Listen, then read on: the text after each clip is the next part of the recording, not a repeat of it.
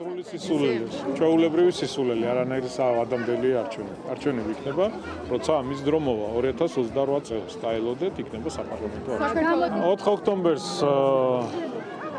რაც შემიძლია გითხრათ, არჩევნებში გაიმარჯვებს ქართული ოცნება დემოკრატიული საქართველო, როგორც დედაქალაქში, ასევე ყველა მუნიციპალიტეტში ვიზეიმებთ გამარჯვებას, არანაირი რევოლუცია, არანაირი სახელმწიფო გადატრიალება არ და ვერ მოხდება.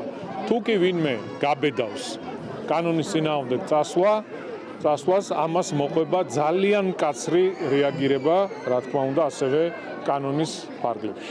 ჩვენ გვაქვს სხვადასხვა საინტერესო ინფორმაციები, მუშაობს ჩვენი შესაბამისი უწყებები, სამსახურები. ერთი, რაზეც შემიძლია ვისაუბრო და გარანტია მივცეთ ჩვენი ქვეყნის მოსახლეობას, ქვეყანაში გვექნება მშვიდობა და სიმშვიდე.